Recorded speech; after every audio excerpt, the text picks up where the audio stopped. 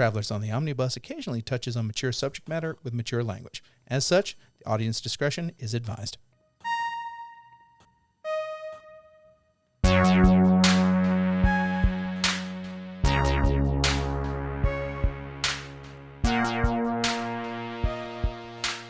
Welcome, everybody, to Travelers on the Omnibus, a field trip through nerd and pop culture. My name is Brady Davis. My name is Ethan Skinner. I'm Jody Kight. And I am Matthew, Peter, Paul, and Mary. Oh, all of them. We have, All of them at the we have same some time. extra people in here Never today. seen that before. That one was a little Pop bit... the Magic Dragon. That was slightly biblical. My name is James McCarthy. It sounded slightly 60s for Yeah, a it second was. there. Yeah. We're about to puff some magic dragons. Yeah, exactly. by the sea. No, not Magic Dragons. Well, imagine dragons? No. I'm waking up. I'm feeling it in my dragons to make my dragons. Welcome to the new dragons. To the new dragons. Welcome to the new dragons. Jody, what have you been doing? Okay, so Please save us from this. speaking of Imagine Dragons, actually. Yeah, okay. Really? What? So Okay, Jay. Yeah, no, you've lost all privileges. So I've been watching a lot of YouTube lately. Actually, I've been watching a couple of things. One is I don't know if you've ever heard of Todd in the Shadows. Yes. Watch a lot of his great. stuff. He's awesome because at the end of the year he does his best top 10 pop songs of the year, but he also does the worst 10 pop songs of the year. And usually for both of those, his transitional thing, he goes from one number to the next. There's usually a song clip in there. And for the top 10 of I think it was 2014 or 2015 or whatever, it was Imagine Dragons song in between top 6, top 7. He weaved them. He like a weaves them. tapestry. He weaves them in. Yeah. If you don't know him, he basically does musical critique essays on YouTube. He's been doing this shit for 10 years. So He was on the Channel Awesome originally, long time ago. Was he really? I think I want to say prior I'd heard him mention something like that. I think prior to YouTube, I think he got to start at Channel Awesome. Right, and then he's moved got on a to some bunch of stuff. really cool segmented videos. He's got the top 10 and worst top 10. He also has a segment called Train Records, Yes. which is that's a really good right, segment. where he basically it's usually a follow-up album or just an album that completely goes off the rails. An album that basically ends somebody's career. The almost. one I watched recently was Katy Perry. Yes. Not her last one, but he was saying the one before her last one was the start of it, but then the last one was just you know. The best one of those I think is when he talked about Lauryn Hill her MTV Unplugged. Oh yeah. album. Right. That was really fascinating. Also the bluegrass pop band, the one that had Little Miss Can't Be Wrong and Two Princes. I can't remember. Spin Doctors. Spin Doctors, which they had a follow-up album to that album in the mid-'90s that was rough.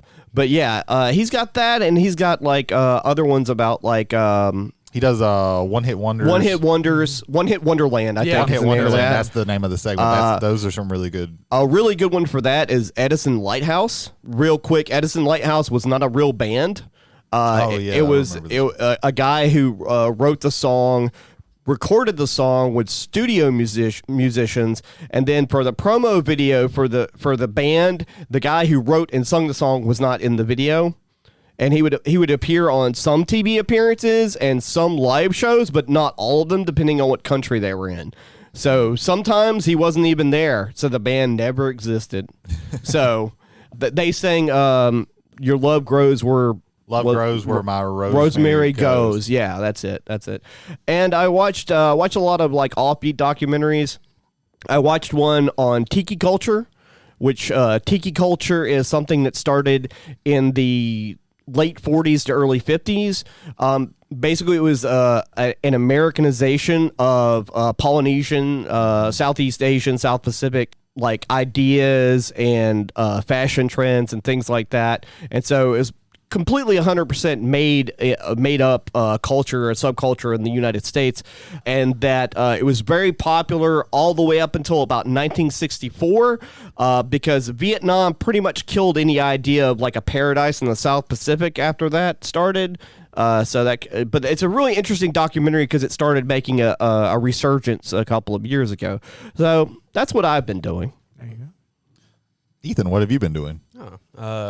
Two things that have come up recently. I recently rewatched an anime series that kind of first got me into watching anime. Kill la Kill. Me and Jody have had conversations about this particular show, and as I was going to be leaving Netflix next month, so I decided, why not? I got a lot of free time, and I've kind of forgot how much fan service based it is. Yeah.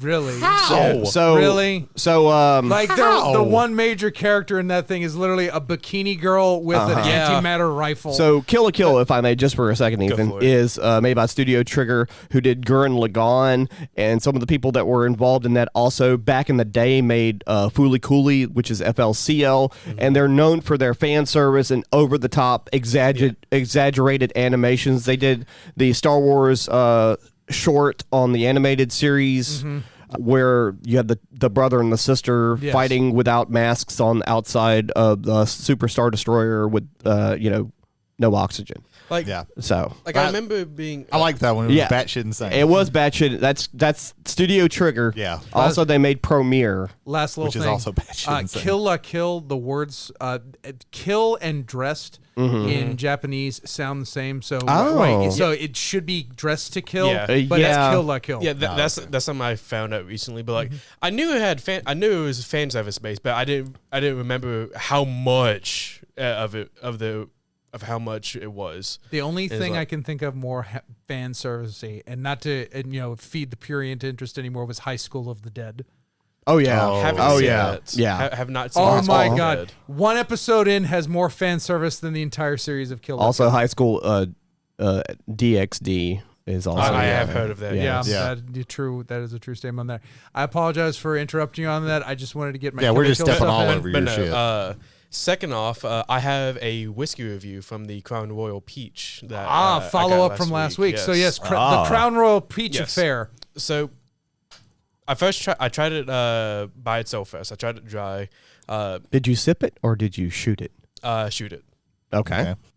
I immediately tasted the peach flavor, but it was then immediately followed by that whiskey burn, and the peach kind of like almost disappeared a little bit. Yeah. But then I tried it with iced tea. Poured a little bit in my glass. Put some ice and some sweet tea in it. About how much would you say was whiskey? How much would you say was iced tea? I would say pour a shot in a glass. A shot, and then about a good 12 ounces of tea. Cup of iced tea with a shot in it. Yes. Okay. Absolutely amazing. Like. You got none of the whiskey burn. I had a very mellow peach flavor throughout the entire drink.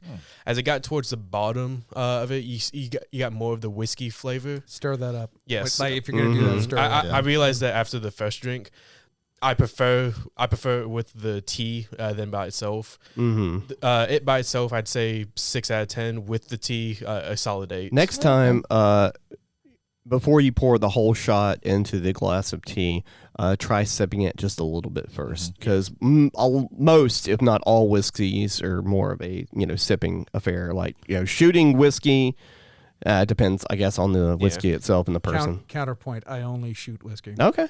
Counterpoint: you also don't drink. I rarely drink. Very rarely. Yeah, that's fair. That's a good happy medium. Yeah. I very rarely drink, but when I do shoot my whiskey. And Ethan, you always want to remember that you take a whiskey drink. You take a vodka drink. You take a lager drink. You take a cider drink. You sing the songs that remind him of the good times. Sings the songs that remind you of the better times. Oh, Danny boy. I get knocked down, but I get up again. You're never gonna keep me down. I get knocked down, but I get up again. You're never gonna keep me down. And This in the night away. Well, First we were content struck. Now we're just quality struck. At that one. We got on a roll, damn it. Chumbawamba was a band in 1993 Shut that up. had one song. If you don't that know, is if played in sports events, and Yes, that's it. yeah, and that was in 90. That was my graduating year when that came out. Nice. Oh, God, I'm Yeah, sorry. There we go. Shut the. That was a good. I wish that had been the graduation song. but it Better was- than Vitamin C a couple years later. Yeah, graduation. She got fucked on a ceiling by Dracula. Yes, she and did. Dracula 3000, you get to see her tits. 2000. Was it Dracula? Yeah, Dracula 2000. That's 2000. right. That's right. Now that's I right. want to see Dracula 3000, and that should be Roger Corman needs to come back from the grave and/or nursing Was that home. entirely filmed in the Virgin Megastore like the other one? No. Okay. Was that the one where Dracula was Judas Iscariot? Might Or is have that been. I know one of those other- Jerry Ryan, who was 7 of 9. She was also one of the brides of Dracula in that Oh, one. okay. But Interesting. yeah. But more importantly, again, a fantastic recording artist, Vitamin C, was fucked on a ceiling by Dracula. Yeah. So yeah, that's all I've been up to. Okay. Jay, what have you been up to? I was fucking Dracula on a ceiling with Vitamin C. I mean, whatever supplements. I gets don't your know. I mean, go. whatever There you go. does it for you. I At this don't. point. I don't even know at this point. Two things that I have been doing. One, we've been playing some Star Wars Legion behind the scenes, getting ready to get a little bit more into it as we have been. I have now a bunch of Imperial and Rebel stuff, which is very nice. Mm-hmm. We have also. Well, not we have also, but I've also, and I highly recommend this if you can look it up on YouTube. It started out as, I believe, a creepypasta on, I want to say 4chan, that was talking about liminal spaces. Liminal spaces basically being spaces where there's like no human beings when there should be. Like think about like 3 o'clock in the morning at a gas station. Yeah. Kind of like the weird creepiness that gets in there. Right. So this is called the back rooms, and specifically look for the back rooms, just all one word on YouTube. This was done in, I can't remember what video editing software this was done in, but it was done almost completely on the computer by a 16-year-old kid, and it is fucking fantastic. It is like one of my favorite like horror things I've seen this year. I think it came out early this year in January. And again, it's based off of some of the backroom stuff that has already been. If you search for backrooms, you actually can find like a similar to an SCP kind of site where like they catalog some of the backrooms. The notion of it is that human beings could maybe somehow no clip out of reality and go in beyond reality into this place called the backrooms. And each level of the backrooms has this weird kind of texture to it. There's about 1,000 of them, though not all of them have been found, quote unquote. Really, no one's written about them yet. But this one that's on YouTube, Backrooms, it is just exceptionally good. And again, a 16-year-old kid did this, and it is fucking phenomenal. Highly recommend it. Highly recommend if you want a good scare out of yourself on YouTube. So yeah. Oh, interesting. That reminds me of something completely different. So there's a Mandela effect talk going around recently that Ed McMahon never gave away money for Publishers Clearinghouse in the 80s. And that's true. He didn't. He gave it away with America Family Clearinghouse. Oh, wow. Yeah. So it only takes one YouTube search to find that Mandela effect is debunked immediately. Oh, wow. And the backrooms reminded you of that? Yeah, I'm kind of curious. Yeah. How did Mandela that- effects are creepy. That's true. Yeah, very that's part of the much. creepy. In fact, the Mandela catalog, if you get a chance, that's a very good analog horror series. I think I've mentioned it before in the past, maybe not on the podcast, but definitely amongst friends. I believe so. Mandela catalog is good. It's not the best. There's some stuff that I think would be a lot better if it was done in live action. Right. And he kind of limits himself to old TV footage and stuff that he can create on the computer. But there's some of that stuff is really creepy. It's really Actually, good. speaking of, real quick, I have been watching a Netflix series called Archive 81. I watched the first 3 episodes of it. I don't know why it's called that yet. Maybe there'll be something shed to light about it. But there is a guy who works for a restoration, either a company or a museum Yes. that works for restoring old film, and he's hired by a specific person to restore all these tapes. There's a lot of tapes that were burned in an apartment building. And as he's starting to restore these tapes and watching these tapes, he's coming across footage of this woman. She keeps reoccurring. And at some point, some of the images start like kind of like looking at him directly while he's doing it and almost interacting with him at some points. So it's really interesting. There's like a conspiracy theory of, because he's in a remote location because nobody can know about it. So he's out in the middle of the woods doing this, and there's all kinds of like really weird shit happening. So it's really interesting, though. Me and Bianca have recently started this series, and we've only gotten past the first episode. But from first impressions, it looks like very eerie. It's got a really good atmosphere. I've heard good things about it. Part of me almost doesn't want to tell you all this, but it was canceled by Netflix. So of course it was. Hey, at the very least, you know what you've got is what you've got. So I don't want you to like get to the end. Like I didn't want to like put that in your head necessarily, but I also don't want you to necessarily get to the end. See, and I didn't even know it was going to be an ongoing thing because this seems like I can't remember if I've heard that it ends on like a cliffhanger or not. So I don't know that, because this seems like a show where they could have just had one season and that be it. From what I can see from watching the first 3 episodes. It definitely feels like a one and done. Unless they came across more tapes from a different thing that he was doing. Okay. I don't know. I was interested in it, but then I might get around to it now since I heard that. Which really irritates me because the show costs them no money. Well, there's like one maybe actor I've seen in something else, but everybody else Netflix doesn't know. Yeah, what they're doing.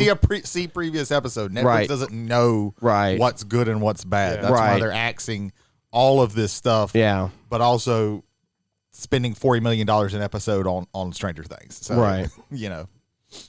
Okay. I'll let him know. Okay. I love you too. Okay. That was God. He wants to know how you've been doing, Brady. Oh, that's nice of him to ask. I'll let him know that you said that. Okay. He already does though, because he's God. Okay. Yeah, that's kind of that's a weird thing for him to do, but I guess it's just. I think he wanted to get a segue into what you've been doing. Okay. Well, welcome to Jesus Talks with Jay McCray. Yeah. Hello, I am the one true blind idiot prophet. Hello. One of those 3 words is right. Pick one. There you go. Pretty much. Heaven, hello. Hello, this is God. Oh, hello, God. It is me, a bad impersonation of Larry King. Jesus. Okay. So, yeah, there's a couple of things that I did this, since we last met. I went and saw the new Alex Garland movie, Men. That's the A24. A24, yes. If it says A24, I'm probably going to really be excited about it. They've really done a lot of good things. They nail. Yeah, I've been looking through. Like, there's so much stuff that I haven't watched, and it's not just like sci-fi or horror. There's like all kinds of things. Like, it's one of those like if I see A24, I'm probably going to like it, or at least be interested in it. But it's A24. That's one check. It's Alex Garland. That's another check. He's the guy who did Ex Machina, Annihilation. He wrote the show. He did the show Devs, which I've heard is really good. I need to watch, but I haven't gotten around to. And then on top of that, it's starring Jessie Buckley. Jessie Buckley is, I believe she's Irish. She's an actress. She was in Chernobyl. She's been in several other movies, and I've loved her in everything that I've seen her in. She's one of those actresses where I see her in something, I'm like, oh, I'm interested in it just because she's in it. Right. So like that was 3 big strong check marks for me. And I went in and it's good. It's not my favorite Garland. I need to watch it again. But I don't want to have to go to the theater to watch it. So maybe when it comes out and I watch it again and can process it. Just going from it's Jessie Buckley is and I'm not going to spoil anything that you can't see in the trailer. I've seen the trailer, yeah. So yeah. She goes to this remote village and is trying to have a little vacation there because her husband just died, and in a very tragic, maybe accident, maybe not accident, maybe he committed suicide. She doesn't know. She's not sure, but it was also like not a great relationship, so she's dealing with that. And she keeps encountering people in the village, and they all look like the same guy. They're all literally played by the same guy. And then weird things start happening. You can kind of get just from the title Men what the kind of central thesis of the movie is about. And you wouldn't be wrong. It just gets so I'm usually not terrible at interpreting like the metaphors and the analogies and the all that of movies. But there are things that happen later that get really weird that I'm not certain what it represents. Gotcha. I understand what's happening and maybe even why it's happening, but I don't get what it represents. And it might even feel like the movie is pretending to be deeper than it actually is. So I don't know. I want to give it another shot. I didn't hate it. It was just like, and I liked a lot of the things that happened in it. It just didn't hold up to me like his other two movies did. Some vague stuff happening there. Not even vague, like very, it just gets really weird. Gotcha. And I'm saying this having watched and been okay with a lot of weird Gotcha. shit that's Yes. happened in movies. Yeah.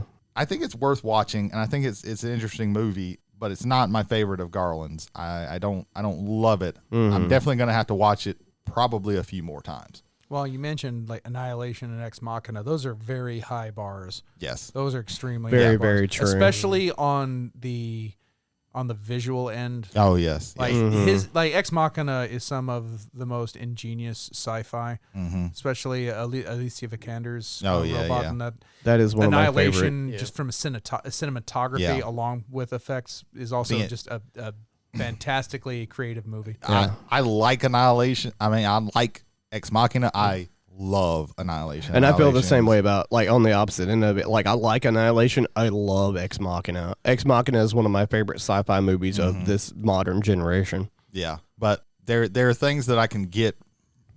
Like, there's a lot to, especially Annihilation. I think there's a lot to dig into. Like, that's a deep multiple movie. watches. And I feel like this one's trying to be deep, but you're kind of just like, oh, well, I guess that's just it. Like, it's still good. It's more of a horror than it's not really a sci-fi movie. It's more of a horror. Right. And there are some really good horror moments in there. And there's some things that they do with sound are really good. But there is a lot of like weird stuff that I just don't understand what it represents.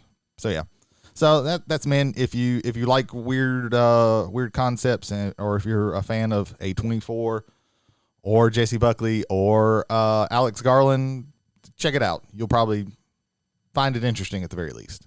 The second thing that I did was in D'Iberville, they opened up a game exchange. Okay.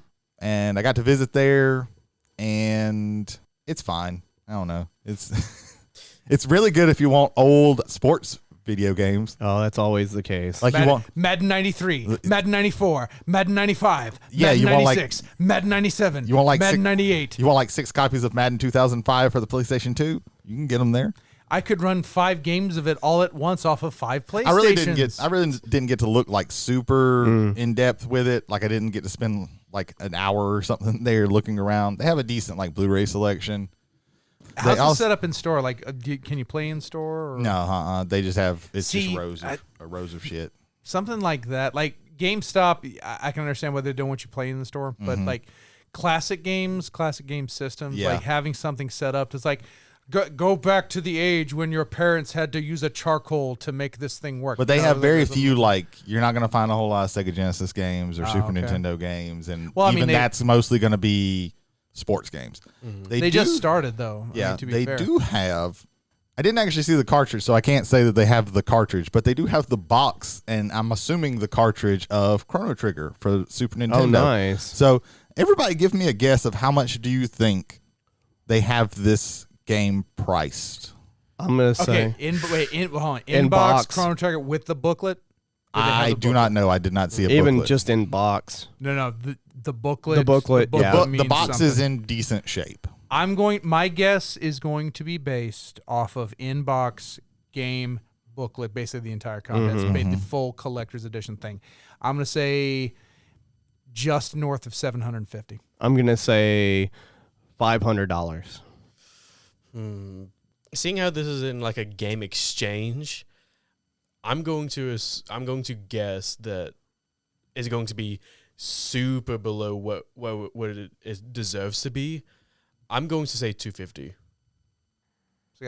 Closest 250, 750, 250, and 500. So closest without going over is Jay. It is $895. I believe it. 100%. I believe it. Now they had Final Fantasy 3 the box. I did not see the cartridge, so I'm assuming the cartridge is in there for like. Do you want the Final Fantasy 3 box? $5,000 for like just the box for like $650, I believe. That insults me. Yeah. Because I hate Chrono Trigger, and Final Fantasy 3-6 is my favorite RPG of all time. Like those were the only like prices where I was like, Jesus Christ, but like everything else was like not terrible. It's fine. Go on eBay, like. Oh yeah, I'm assuming that like those are terrible, but like Earthbound, I have most of Earthbound except I know the box is somewhere in my house. But I had the box because it came with a player's guide. Yeah, big ass player big guide. ass box. But like, it was a $70 game because of all the stuff they packed in with. And then it was a $5 game. Yeah, and then if you have all of that, like I think on eBay it's north of like $12.50 sometimes. oh wow, Sealed in box is $12.50. Sealed in box $12.50. but like they didn't. I Loose didn't card see is like any, $400. I didn't see any like GameCube games. They had like a very small selection of PlayStation games. They had a decent amount of PlayStation 2 and Xbox games. Yeah. From there up, it was a little bit more. Like they had a lot of PlayStation 3 and Xbox 360, Right. and then they even had like PlayStation 4 and and the more and modern, whatever the more the it's going to Xbox be. one was. They had some more Mars. It was fine. Like it wasn't as bad as I remember a Game Exchange usually being. But it also like the selection wasn't great. We had one in Pascagoula that was so good. It was so good. And then Katrina. Well, I remember there happened. used to be one in Edgewater Mall, or they had something that it was basically Something like similar. it was like a Game Exchange. It Yeah. was the same thing. It was old, but they were like ridiculously priced. They were really reasonable at the one in Pascagoula way back in up to 2005, up to September 2005. All right, yeah. So yeah, that's what I've been doing. Kicking So, ass. so ladies and gentlemen, apparently we ruffled some feathers with our top 10 board game. I'm gonna say we quotations were around we. we all pitched in. We loaded the gun, but one person fired. Yeah, the yeah, bullet. yeah, yeah, yeah. Welcome to passenger feedback. So our friends from Whiskey and Wrestling, Michael Hill and Jason Holder, you get a full plug later, gentlemen, but for right now, they took exception to an action taken by one of the travelers last week. Several actions, couple of actions. It led to a 3-to-1 kill to death ratio that Yeah. was epic for the situation. But if you have checked out our last episode, it was our second chalkboard. This time on video game franchises and series. Our top 5 list included some very big classics. Things that made the list: the Mario series, Soul Calibur. One thing that could have made the list was the Legend of Zelda series. However, using his magic bullet, one Jody Vicious Kight, I'm assuming that's what the L means, it decided to just say, no, take Legend of Zelda off the list. And because nobody listed it as one, it was vulnerable, and so it got shot. Yeah. Straight up shot.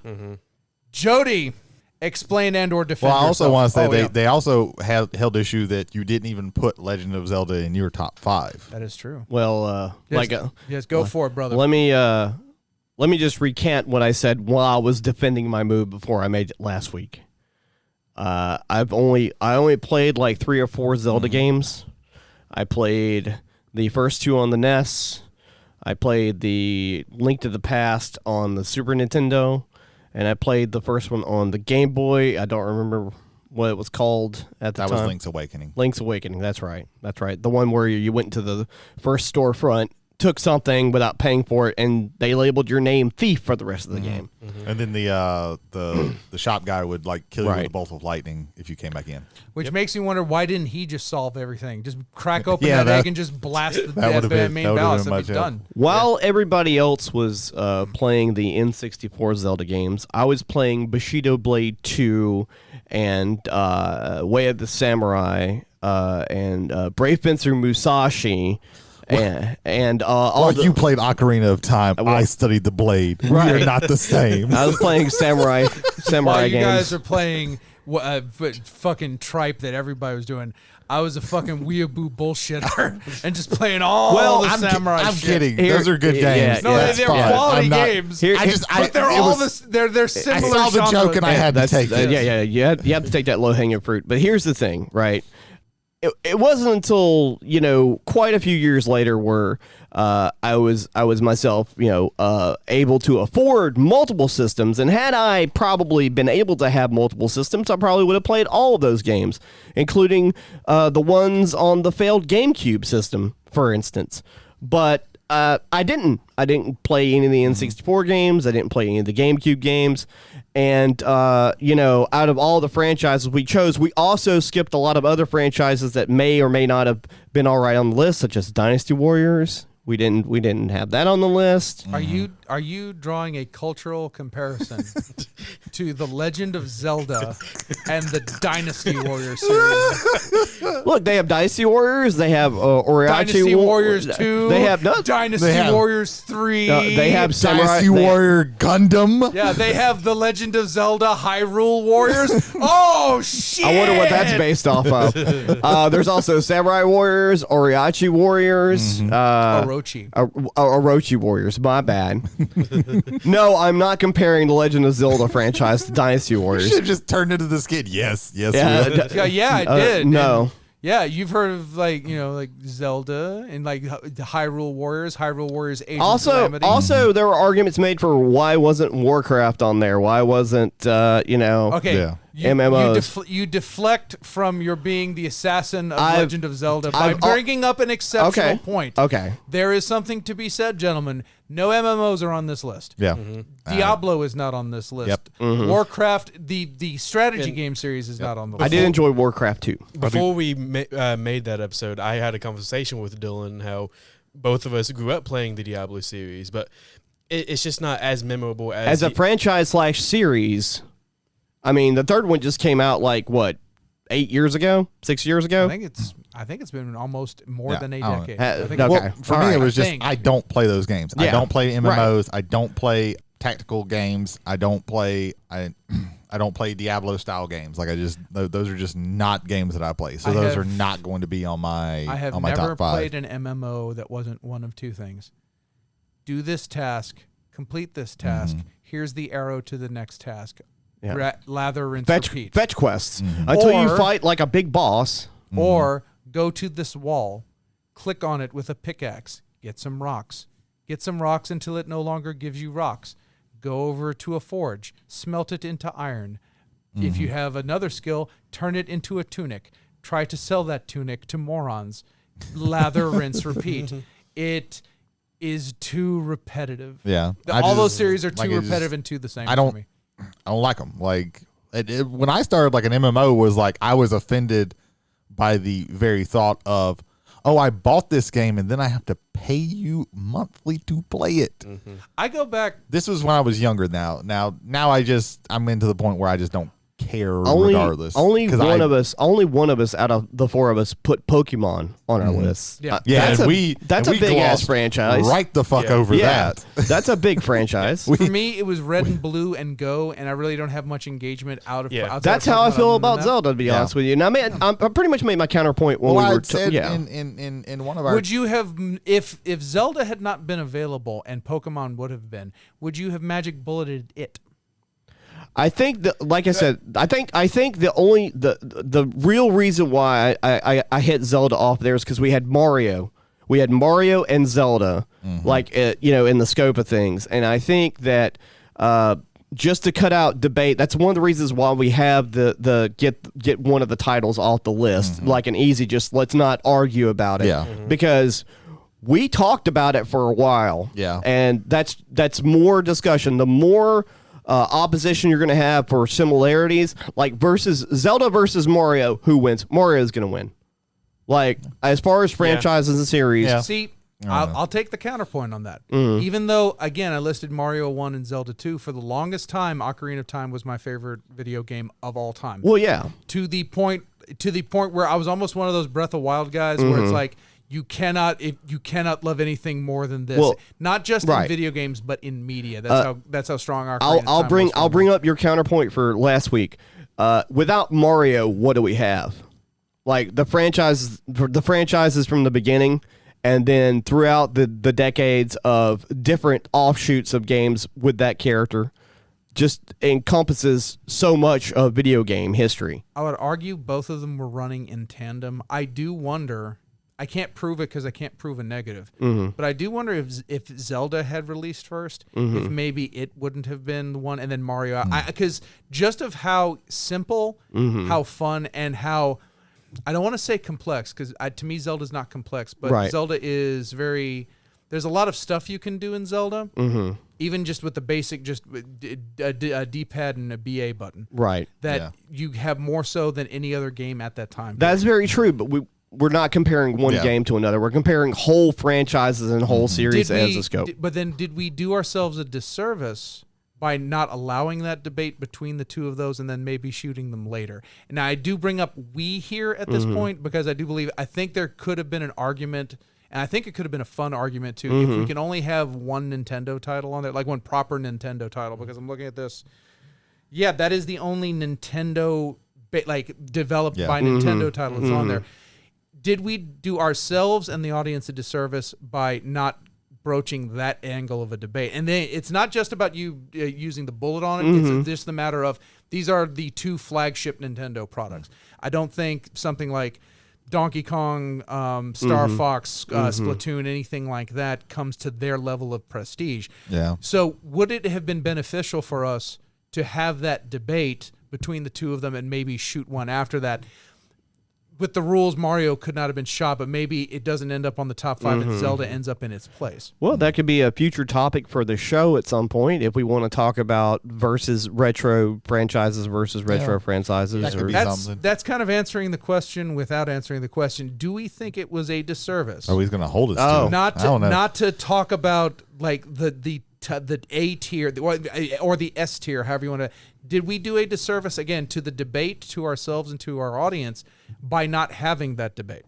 Well, if we did, then we need to take out the one-shot ability to take any title off just by somebody not wanting it on there.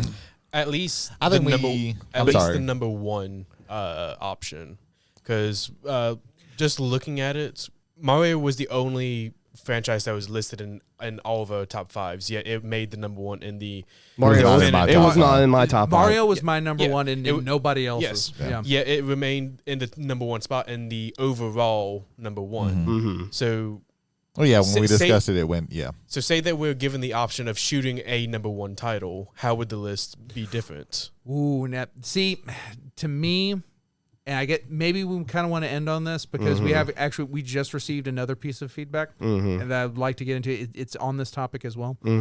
I would say this. I think, and I will even so far. I'm the culprit because I went immediately out and I shot Kingdom Hearts. Just for again my level of I do not like the title. Like it wasn't even a matter of.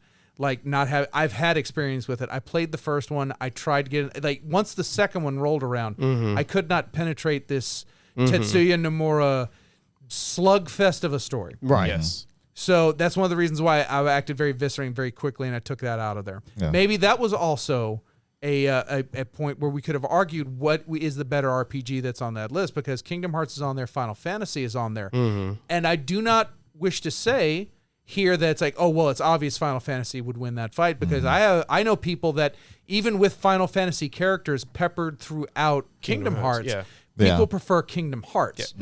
Prime example right there. Right here. Yeah. Is it on your list? It is not. It wasn't on your list. Yeah, I mean, it's right there. It goes back to the opinion of myself that I have that Final Fantasy is the overhyped video game franchise of all time. I think this debate club needs to come to a close. We're going to move on. I just wanted to say one thing to maybe take a little bit of heat off of Jody. Sure.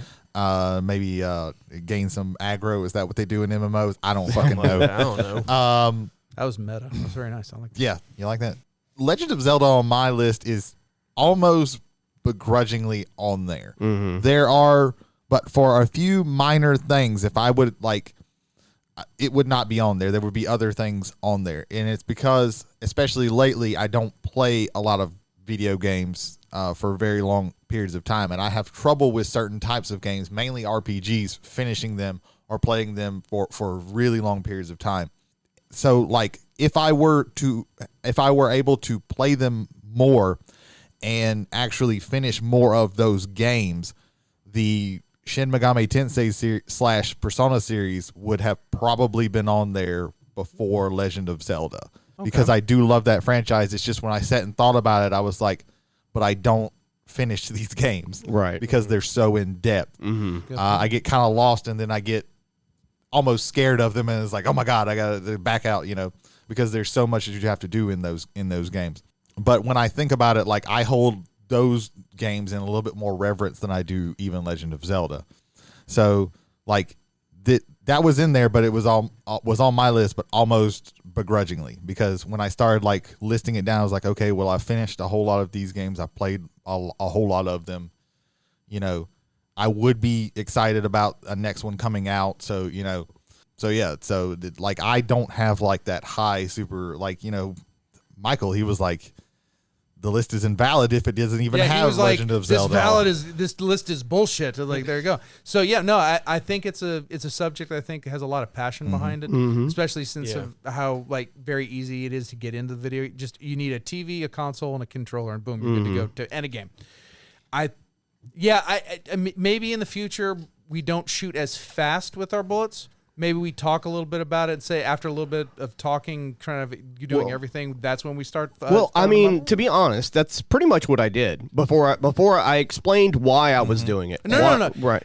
I honestly have no, even though again it's my number 2 all time. I had no issue with you shooting it. I was thinking, and again I was more putting it back on me. We hadn't really discussed anything at all, and I just decided, okay, I'm just shooting Kingdom Hearts. Maybe we can set up to where, like, after we do our list, we can have set up a little bit of time for a discussion, and then be like, okay, here is now is the point of time where we use our bullets. Maybe we get the negativity out of the way first, and it's like, what do we not like? Not what are we shooting, but what do we not like on the list? Yeah, and then kind of work. These are formats that we can work on. Yeah, definitely. So, definitely. So, like, learning experiences. No, absolutely. Yeah. So Michael and Jason, thank you very much. This you may have caused change in the entire program. Why don't you drink some more whiskey on your show? We'll get to the plug later. You were the change that you wanted to see in the world. Yes. And you caused it on us. We have a second piece of feedback. Okay.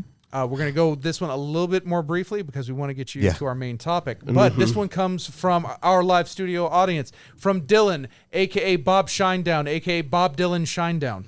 And he has actually typed it out to me. And here goes. So, beside everyone's list, there is a word that kind of tells what kind of games you like. Brady's a character man, Jay's a classical man, Jody's a survivor man, Ethan's a story man. I have a 2-part question. Do you think your top game developed your taste in games? And if you had not played that game, do you think your taste would change? I'll get mine out of the way quick and brief. Yes and yes. I play a lot of platformers. There's a lot of platformers that made my short list for this. Donkey Kong Country, the entire series of that comes to mind. The platforming elements of Metroid, I actually like. I like being able to, like, more so than the combat, being able to like navigate these places and going up and higher or lower as is necessary.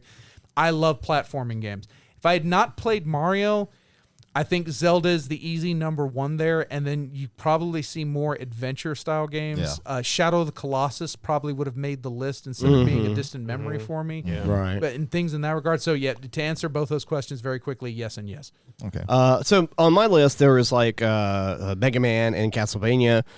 Those were some of the first games I played after the Pac-Man Super Mario Brothers game that came with the original Nintendo, and out of my 5, those are definitely there because platformers were something I enjoyed a lot. Now there's a gap between those platformers and then like Resident Evil. There's like a 10-year gap there. So I don't think it really influenced the kind of games I would play, because in the early days, platformers and action shooters were pretty much it, and some RPGs when that slowly started becoming more popular. If Resident Evil wasn't on your number 1, would Castlevania, because Castlevania was your 2, would that go number 1? Yeah, or would it be? Yeah. Would a different title maybe? Yeah, I think. I think it would have just gotten pushed. What was my number 5? Your number 5 was Soul Soul Calibur. Calibur. Everyone's number 5 except Ethan's. Right, was Soul Calibur. Soul Calibur. I was also trying to fit in like different kinds of games on my list as well.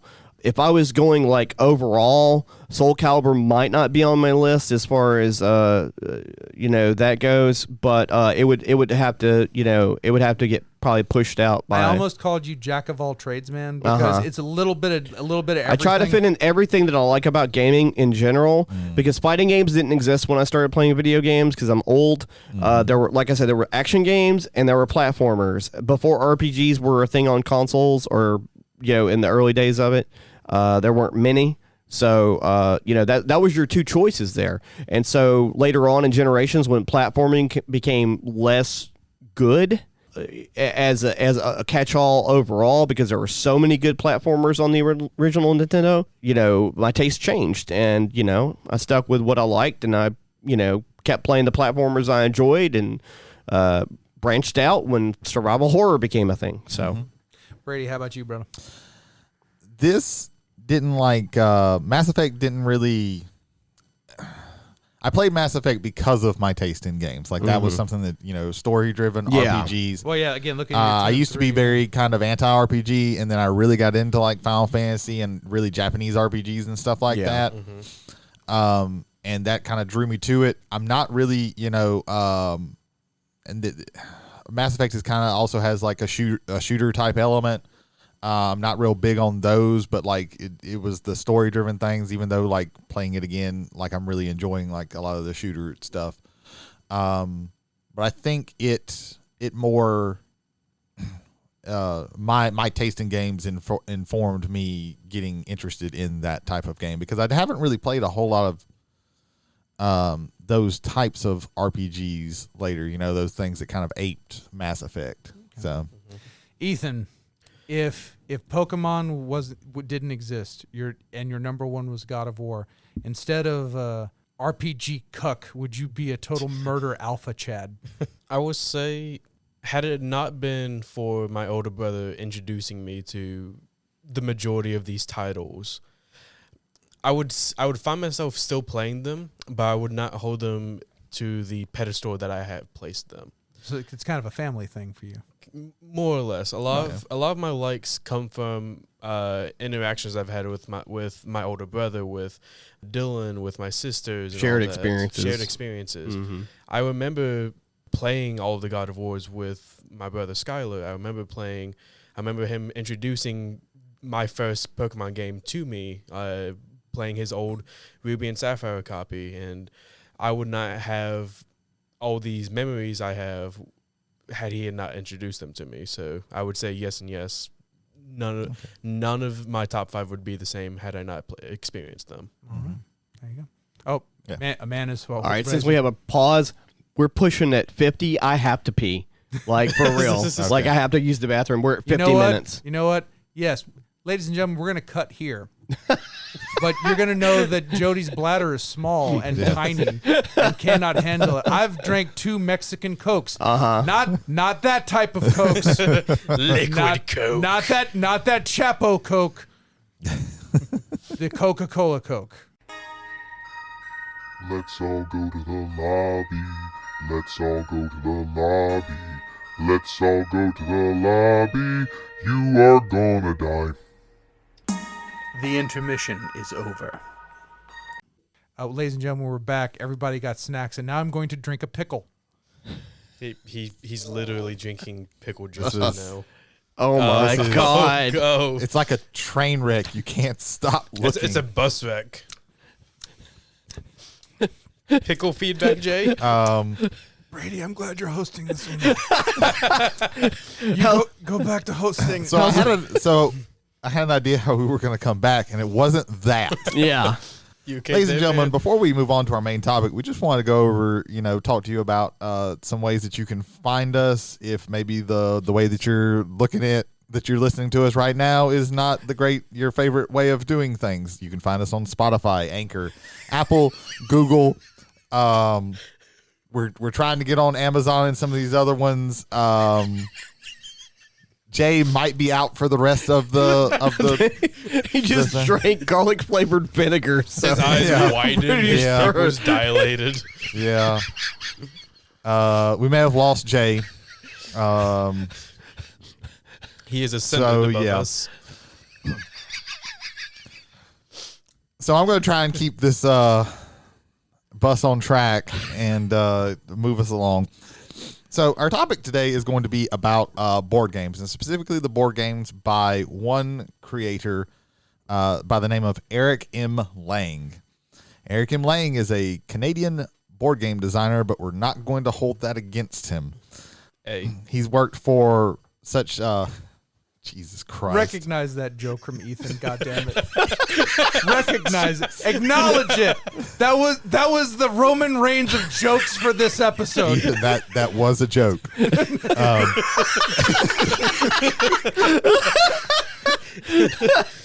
By the way, I'm back from talking with Marlon Brando. We're good.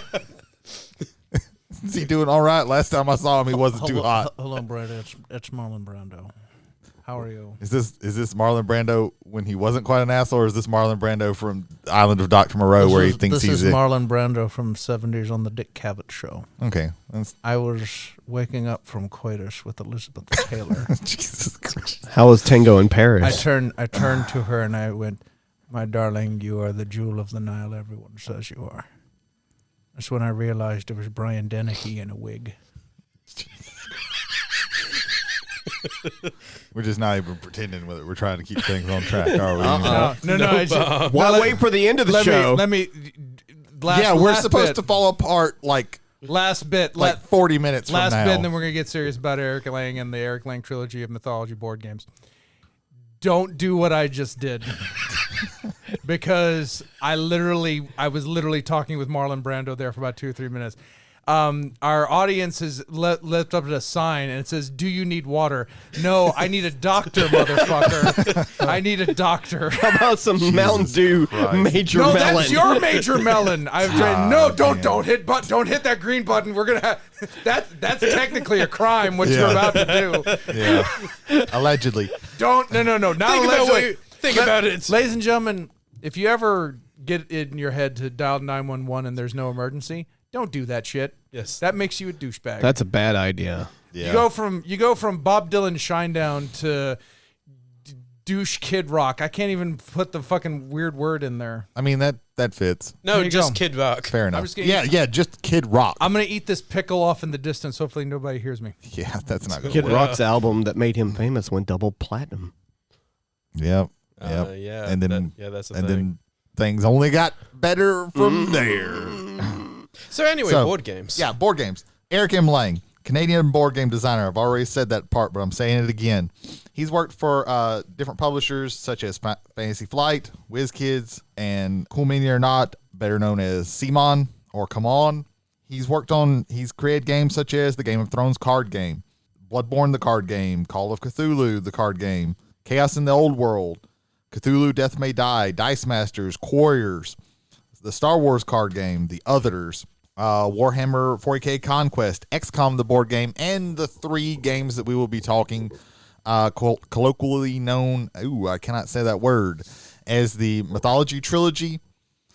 These include the games in the chronological order: Blood Rage, Rising Sun, and Ankh. These are all games that have some mythology as their central tie. They are kind of his takes on different types of board games.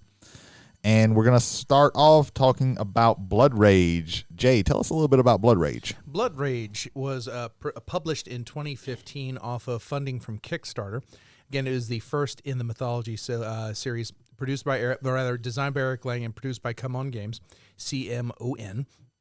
You are 2 to 4 players out of the base box. Play the roles of Viking clans are trying to amass the most glory they possibly can in order to basically, when Ragnarok comes, you make it into Valhalla as the coolest clan of all time. You do that in the first round, the first part of every round, which each round is called an age. There are 3 ages, and at the end of the 3rd age, the clan with the most glory is the winner. You get glory by fighting in battles, winning battles, having your people die in Ragnarok, and a bunch of other fun and cool things. Sometimes you may just die in battle and you may just get points anyway because you've gone with the Loki strategy. Shout out to Christopher Gomez and his 250 point plus game where he just annihilated everybody. It was scary and ridiculous. But yeah, again, in the first round, you draft your cards. Everybody starts out with a set, I believe, of 7 or 6. I think it's 7. Everybody starts out with a set of 7. You can take a card out of that, and you pass them around. Puff, puff, give until you have a hand of cards, and then you play those cards out in the second part of the round.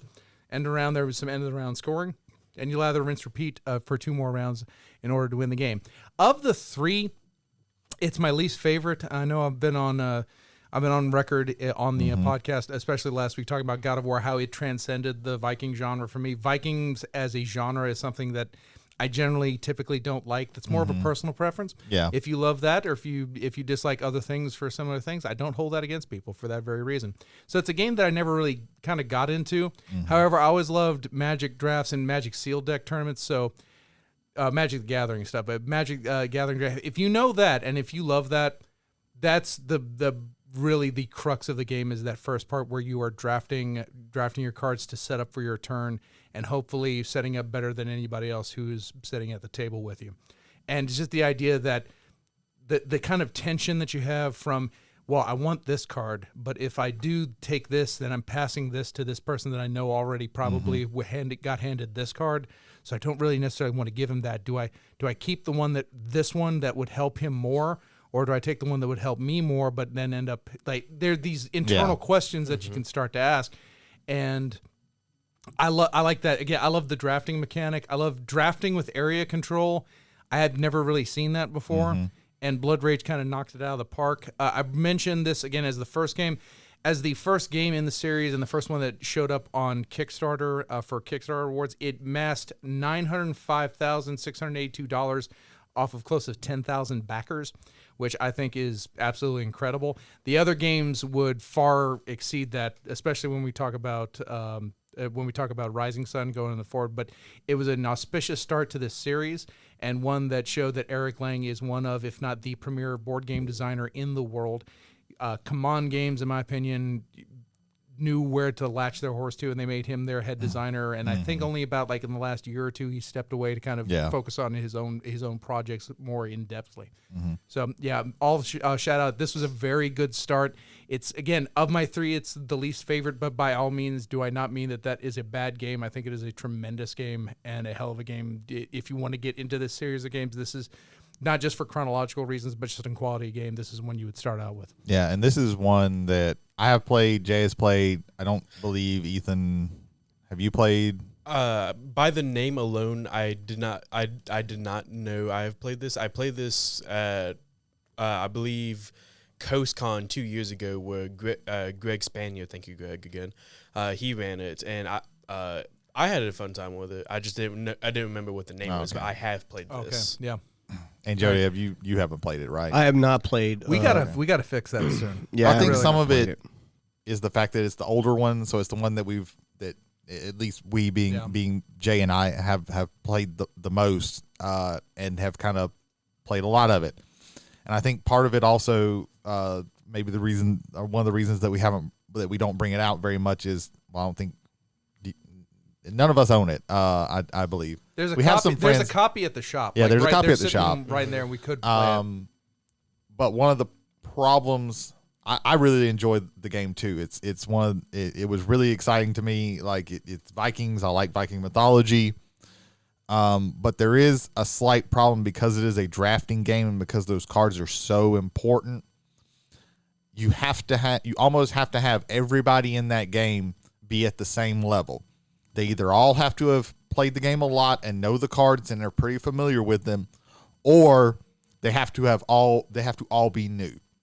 See, I didn't get that treatment because I believe it was myself, James Throne, another friend of ours, Kaylee DeYoung, and Greg, Pat, and Cameron.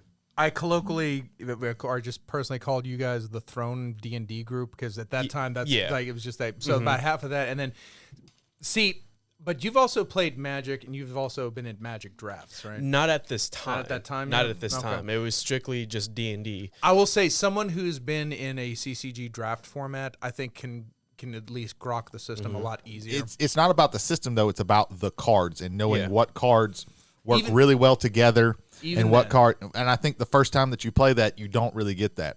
Every single time that I've played this game, every single time, Whoever sits right on the other side of the new person wins and wins handily. I have done this before. I have been about to lap people, and everybody's just, we get into the third age and everybody's just like, there's no point in us playing because we can't beat him. And I'm not saying that because I'm some phenomenal player. I'm saying that because I got past all the good cards. I got past all the cards that I know work very well together, and was almost a perfect setup. Guess who I sat in between during my first playthrough of the game? Let me guess. Did they both have the same last name? You guessed correct. Oh I was thinking the same thing. There you go. Yep. So, but to have, going to what you were saying, having experienced players versus fresh new people, you get that very, very large imbalance of gameplay. Yeah, like because I know what's in my hand right now, but I don't know what are the potential cards in everybody else's hand if I've never played this game. But if I have played this game, I know what some cards are, and I know that, I can't let somebody have this because somebody might have this other card that's going to work very well with this particular card. You basically gatekeep any new player. It's like Seven Wonders in a lot of ways too. Well, it's all drafting. Yeah, any kind of drafting is like that because, in Seven Wonders, if you let somebody get all the science cards, they're going to probably win. Funny story, the first time I played Seven Wonders, it was also with Gregory Spanner, Cameron Spanner, and Aaron. Yep. There you go. Yeah. Aaron Bernard, another Bernard. friend of the show. Aaron, I can't remember his name. Sorry, Aaron. I can remember his last name. From the long has not been recording paranormal gumbo. I hope you're doing well, Aaron. I will say two things just on this. It's very similar to what I call the Puerto Rico problem in the board game Puerto Rico. Is once you've played it enough, there's this group of, and it's not, but there's the people who have played Puerto Rico enough that, okay, I know he took this, so that I have to take this, and then he has to take this, and he has to take this, and then you have to form this programming circuit in your brain and hope everybody's running with it, and then one person doesn't do that, and then people flip out. Yeah. It's not fun. There's nothing fun about that. The second thing is, I think you're right. I would love to see a game of this with nobody who's ever played it before, and just have them pass cards around and see what happens. Well, when it first came out, and I played it with friends, and we had never played before. Like it was a little bit different, and I don't think it's as bad necessarily where there's like a program like with Puerto Rico, but it's just that you have to keep in mind. I can't. Here's some things in my hand, and you have to know, like, okay, well, these two cards work really well together, so maybe I can just get one, and it's not going to give somebody that really good comp. Because if you get these certain cards together, like, you become almost unstoppable because they just work so well together. And part of it is what we call the Loki strategy. You win by losing. You constantly lose battles, but then you have ways. But if you get these other cards that let you replenish your warriors and put them back out really quickly, it can really pile on. All that to say, yeah, I really do like the game, but it does have that problem that you have to be very careful of, or else, some people in the game aren't going to have fun because it's just going to be, one person running away with all the points. So you have to be very, very careful with that game. It's not as, I guess the word is tight as the other two. But we'll get to the comparing and contrasting later. Jody, again, no experience with this game, but experience with drafting games. You mentioned 7-1 and things like that. What would you say to someone that would try to run this? Like, what would you be looking for as far? Who do you think would really enjoy this type of game? And just from hearing this first kind of preamble on it, who would you want to sit down with as far as this goes? Yeah. So if it's drafting. Anyone familiar with drafting games in general, like you mentioned Magic the Gathering, if you know how to like take a quick glance at different card values compared to what you picked already or what you're trying to pick, being able to switch strategy if you're not getting the kind of cards that you need to kind of move into another lane to try and adapt to that. The thing about drafting is you have to adapt constantly. In Magic, there are 5 colors in Magic, and usually in all of the sets there are multiple colors on some of the cards. So if you are starting out, you want to kind of start with like one color, and then maybe branch it to a second. Well, you have 3 packs, and if you're in your second pack and you were trying to go like blue-white and the white's not coming, and you've seen a lot of green cards going around the table, blue-green might need to be what you need to be doing. And you can still like make a decent deck out of that if you switch early enough. So you need to have that kind of like strategy mindset to play a drafting game. If you haven't played any drafting game whatsoever, like that's going to be a little bit of a challenge. So anybody can think fluidly. Yeah, you got to think. You got to be able to change your strategy. You got to be able to think fluidly, and you have to value strategies while you're looking at the cards in a quick manner if you can. So that would probably be like if you've ever played Seven Wonders, that would probably be a good template. Yeah. Bunny Kingdom, I think, is a drafting game. Any drafting game. The game Draftosaurus, where you're drafting. No, like it's legitimate. It's like if you want young kids, if you want to get them into that notion of drafting games, Draftosaurus I think is fantastic. Draftosaurus is great. You draft dinosaur meeples. And for anybody who's never played any drafting games, drafting is. You get like a set of cards to look at. You take one and then you pass them to either the left or the right. I'm sure Blood Rage is the same, right? Yeah. 100% It's I believe that version is called closed drafting, right? And then open drafting would be you just have a splay of cards on the table and you pick one. Yeah, that would be pretty much like any of the deck building games, like DC Deck Builder DC Deck or Builder, Ascension or any of those games where you see what's happening as you're taking the cards. Yeah, it's just like with these. So with the cards, there's cards that you play during battle that give you strength in battle plus your warriors. There's cards that give you monsters. There's cards that give you just upgrades that give you special powers. There's cards that give you quests that if you do these certain things and you go questing, then you get points at the end of the round. So there's like a lot of things that you have to balance out. Because you want to get some quests because you want to be able to do the you don't want to get too many quests. You don't want to get too many quests, right? Because then you can't complete any of the quests. Because you don't have the necessary. It's usually about having majority in certain areas or something like that. You want to make sure that you get something so you can play during battle, and you also want to make sure that you're getting upgrades and maybe some monsters too, because those can be very, very powerful.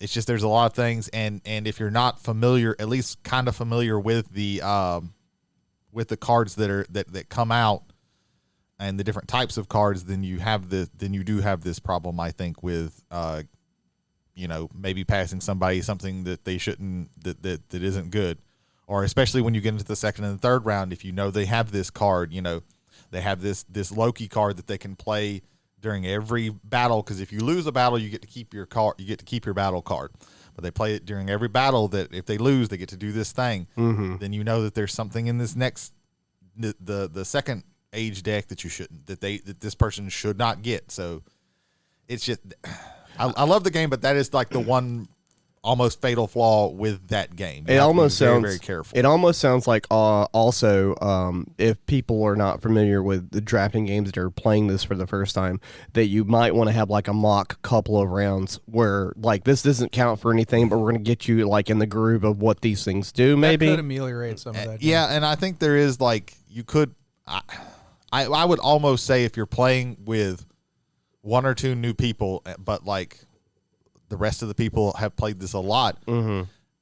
Maybe you want to, and then it's just a luck of the draw. But maybe you just want to deal out the cards, and this is the cards that you get. Yeah, just deep dive into it. At the very least, for an intro of the game. I did not get that treatment at all. No. They weren't going to do that. They were not kind they to all me. wanted to win. Right. That's a problem when learning a new game sometimes. But it's happened to me enough, and I've seen it happen enough in this game that I don't like playing it with mixed amount of people who haven't played the game and have played the game. That makes a lot of sense. Yeah. Recommendation for this game on the box is 2 to 4 players. There's also a 5th player expansion. Yeah. I would argue max it out every time. Never play this with 2 people because what's going to sounds happen, awful. It sounds terrible. Imagine a 2-player Magic draft. One person is going to have an advantage over the other by sheer luck of what they initially drew out of the first patch. They just are. Yeah, that type of drafting is not good. At least with 3 people, you can kind of ameliorate the stuff out, and then with 4 people, again, it waters the pool down enough to where you can't literally throw yourself into a dominant strategy. Up a lot better. Oh, it scales up exceptionally. 4 is really good. 5 is good too when you have you have to have the expansion for 5. Yeah, 5 is kind of pushing it, but 4 is really, really good, I think. And the playtime listed on the box is 60 to 90 minutes. Bullshit. Yeah. 90 minutes is the low end. I've never played a game of it that's gone over 2 hours, but I've definitely approached that 2 hour mark a lot. So that's the mark is 2 hours. So I would say an hour and a half, 2 hour game nearly every time. Now, with all new people, I could see this blowing away in about like maybe even 45 minutes if they're just like, oh, here you go. And then... Yeah, because they're not really 100% paying attention to what they're doing. The more you know about this game, the more you're going to be methodical about it. I learned a lot through... osmosis almost playing games like this where I'm just kind of like going through the motions and kind of picking up what I can pick up. Yeah. Because my strategy on learning a new game is not to try and win. It's to try and learn the game and how the game works. And that's for any game that I learn. This was the game that solidified for me that if I'm going to run a game, especially a competitive game, if I'm going to run that game, I'm not going to play it. I sit up from the table, be that voice that can be independent of everybody else. Don't pick a side. If someone asks you a question, this is what you should do, or this is what I would do in this situation. If it's gotten to the point then where you know what other people have in hand, you can't give that advice because now you're informed on stuff that you wouldn't know about. But if you're going to teach this game, don't play it. And especially if it's all new people, let all of those new people gather from your information and your knowledge about it, and then come to their own conclusions based off of that. I think you have a better chance of getting people hooked into the game that way. Yeah, I'm not usually with on the side with Jay where, if I'm teaching a game, I'm not playing a game because I also want to play the game. But this is one game where I would definitely, if it was a bunch of new people, I would step back. I think Jay's honest in his competitive nature, and that he's going to try and win while he's teaching, which isn't going to skew his explanation of the rules, but he's going to play the best of his ability. Yeah, and it's one of two things. I either, because of what I know, I'm going to put foot to throat, and that is, I don't want to do that to you.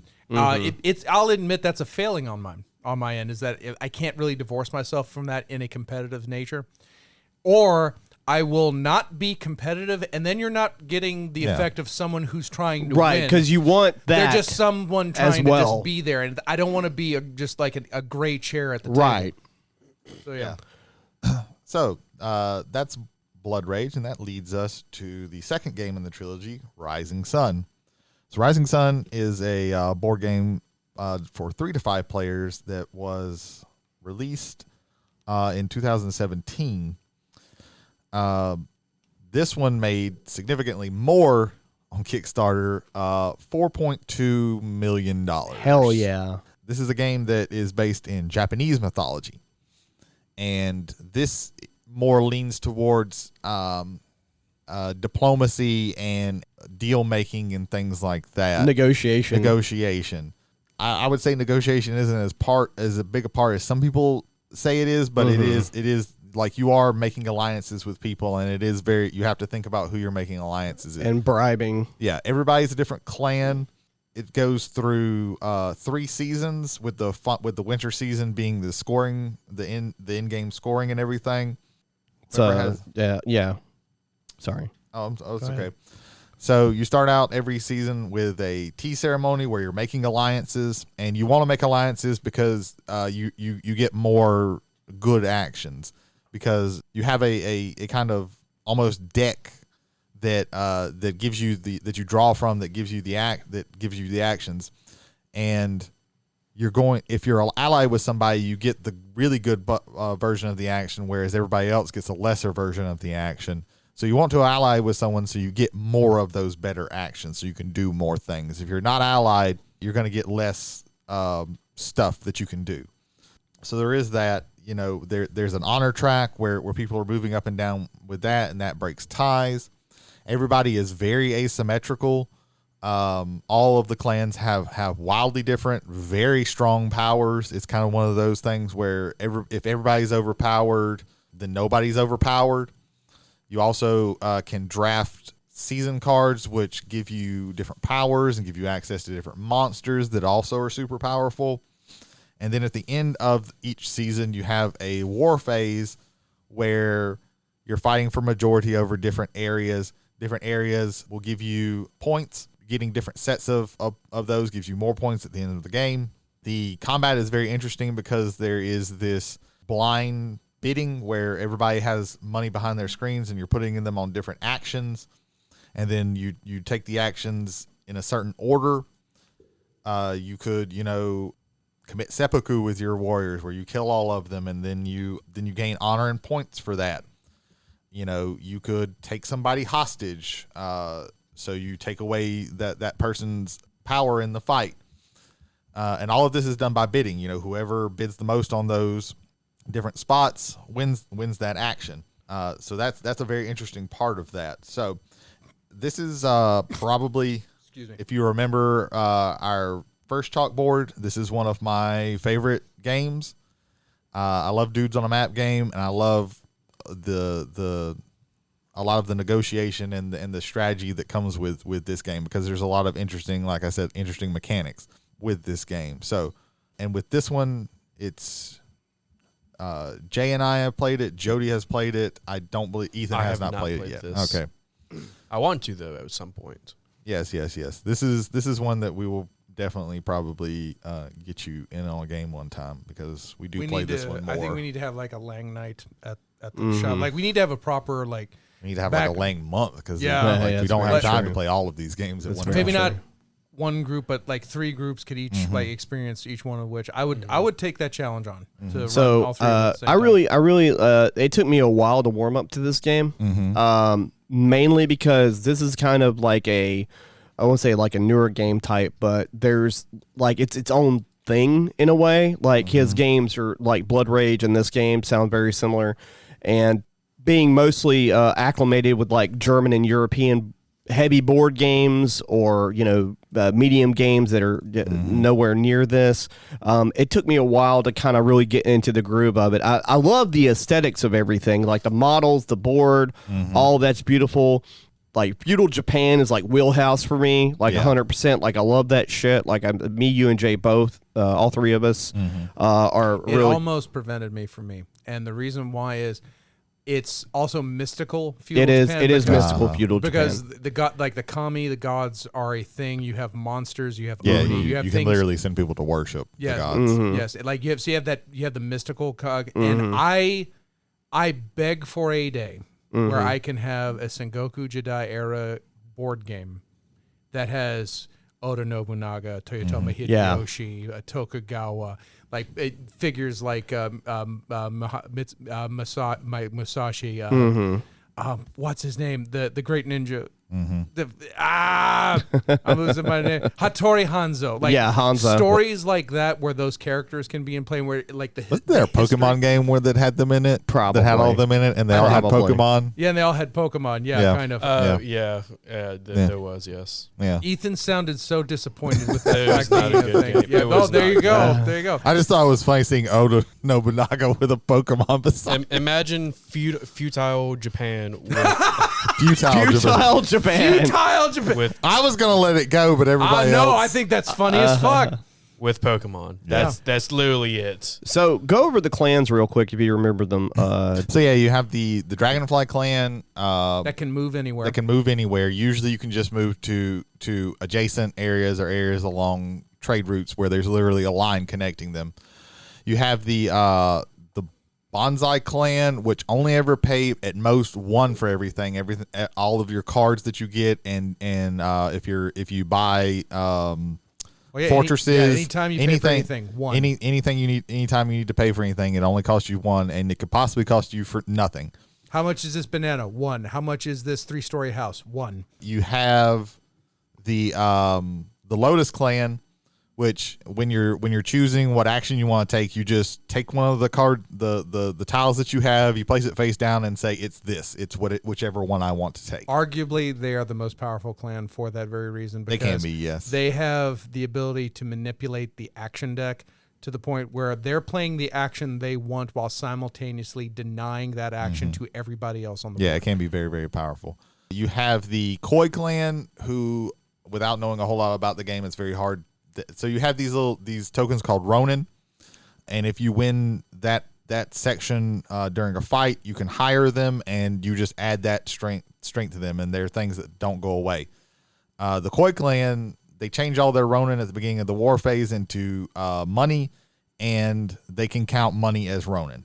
So they can really, like, if they keep winning that, they can ramp up and win a whole lot of battles. They're also can be a very, very powerful clan. You have the Fox clan, which is an expansion clan.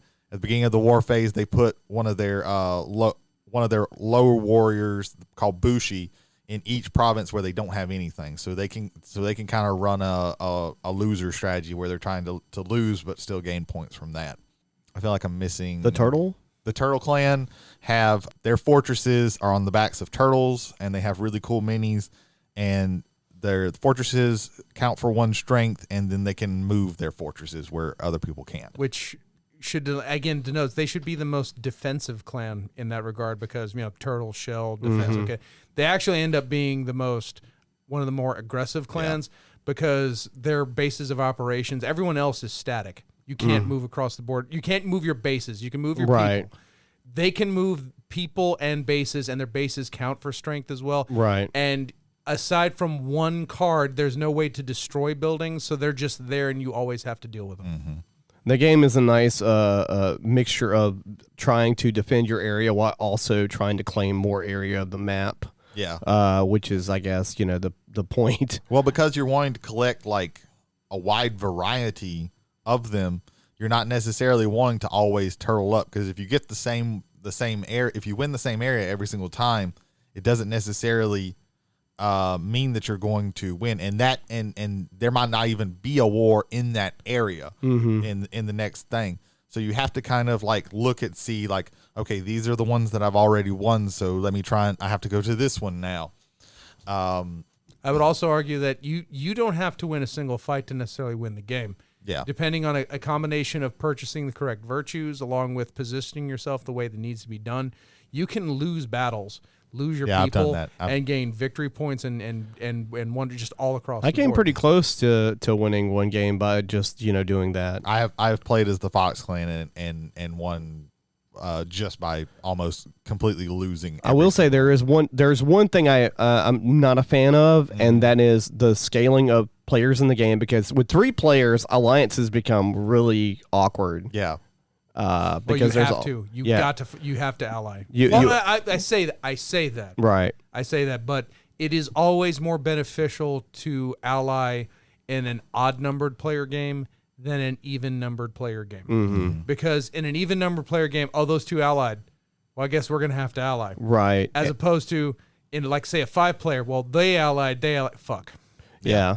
In a 3-player game, it's like, well, if the third wheel doesn't have anything to really offer, they have no negotiation sway whatsoever. Well, also, by that last full season, if you're say you're too far ahead or something like that, they're just not going to ally with you. It's just not going to happen because it gives you too much power. Right.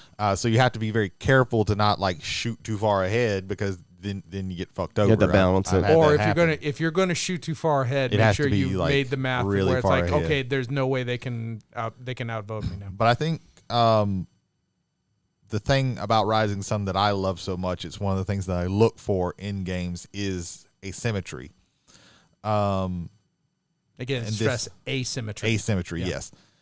Everybody is different. They have wildly different powers, and like we talked about, they're very strong powers. Everybody has something that's super powerful.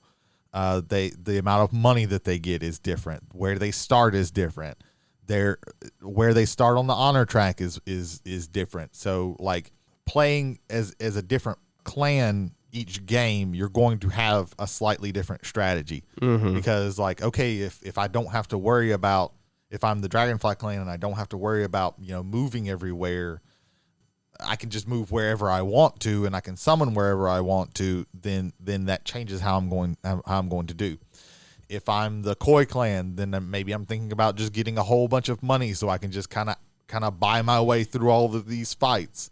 If I'm the Bonsai clan, I'm not worried about money buying things quite so much because I always just pay the one. So there's just so many different things that you think of just from changing up who you play as with that. So yeah.